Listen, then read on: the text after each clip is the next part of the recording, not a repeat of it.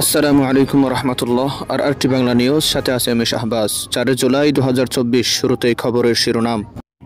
উখিয়ার আশ্রয় শিবিরে র্যাবের অভিযানে আরসার শীর্ষ কমান্ডার সহ 3 সন্ত্রাসী গ্রেপ্তার।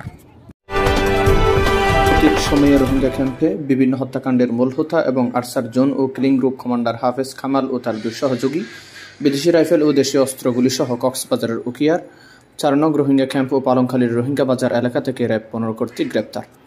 রোহিঙ্গা ক্যাম্পের মূর্তিমান আতঙ্কের নাম আরসা সন্ত্রাসী গোষ্ঠী।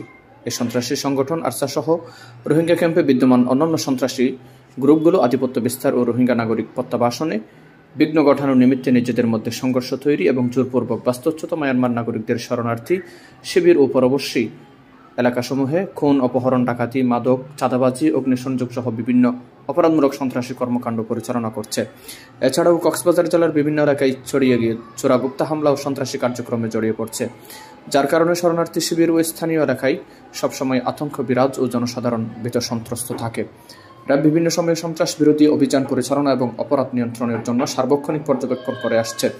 সন্ত্রাস বিরোধী বিভিন্ন অভিযানের মাধ্যমে আরসার সামরিক কমান্ডার হাফেজ নূর মোহাম্মদ, অর্থ সম্পাদক মৌলানা মোহাম্মদ ইউনুস, গান কমান্ডার রহিমুল্লাহ মৌসা, অর্থ সমন্বয়ক মোহাম্মদ ইরশাদ, নোমান চৌধুরী ও আবু তৈয়ব, কিলার গ্রুপের প্রধান নূর কামাল সামিউদ্দিন, ইন্টেলিজেন্স সেল এর কমান্ডার ওসমান গনির র্যাব হাতে গ্রেপ্তার।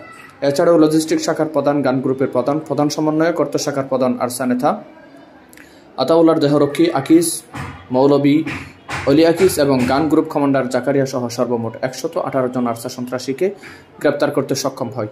তাদের নিকট থেকে 53.71 কেজি বিস্ফোরক, 5টি গ্রেনেড, 3টি রাইফেল গ্রেনেড, 10টি দেশীয় তৈরি হ্যান্ড গ্রেনেড, 15টি বিদেশি আগ্নেয়াস্ত্র, 57টি দেশীয় আগ্নেয়াস্ত্র, 183 রাউন্ড গুলি, কার্তুজ, 67 রাউন্ড খালি খোসা, 4টি হাত বোমা, 4টি আইডি ও 48টি ককটেল উদ্ধার করা হয়।